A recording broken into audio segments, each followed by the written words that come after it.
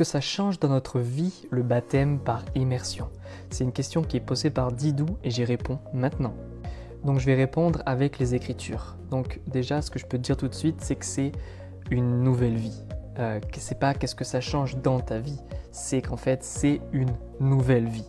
On peut lire ça dans Romains 6. Ne savez-vous pas que nous tous qui avons été baptisés en Jésus-Christ, c'est en relation avec sa mort que nous avons été baptisés. Nous avons donc été ensevelis avec lui par le baptême en relation avec sa mort, afin que comme le Christ a été ressuscité d'entre les morts par la puissance glorieuse du Père, nous aussi nous menions une vie nouvelle.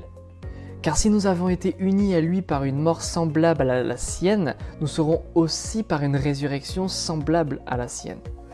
Comprenons donc que l'homme que nous étions autrefois, ou la femme que nous étions autrefois, a été crucifié avec le Christ, afin que le péché, dans ce qui fait sa force en nous, soit réduit à l'impuissance, et que nous ne servions plus le péché comme des esclaves, mais le Christ.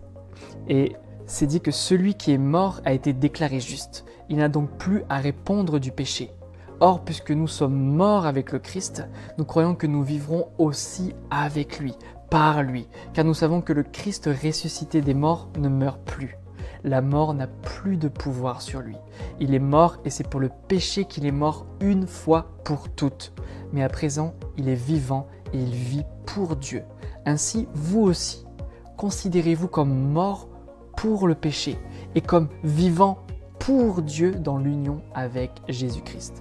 Donc voilà, tu peux réécouter ce passage qui explique exactement c'est quoi en fait le baptême, et c'est vraiment une nouvelle vie, une identification, une nouvelle dimension. C'est pas un truc que tu ajoutes à ta vie, non, c'est je rentre complètement dans le plan de Dieu. Et il ne faut pas oublier que c'est Jésus qui nous dit dans Matthieu 28 de se faire baptiser. Donc c'est un ordre direct du roi de se faire baptiser. Donc si tu veux suivre Jésus, si tu dis que tu es chrétien, c'est important de commencer à obéir à ce qu'il te demande. Et Jésus nous dit aussi que si on l'aime, on doit obéir à ses paroles, on doit obéir à ses commandements et les mettre en pratique.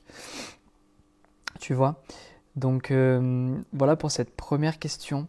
Et aussi, je fais un petit dernier détail, c'est que le baptême d'eau ne consiste pas à laver les impuretés du corps, mais à s'engager, rechercher sérieusement et sincèrement Dieu avec une conscience pure.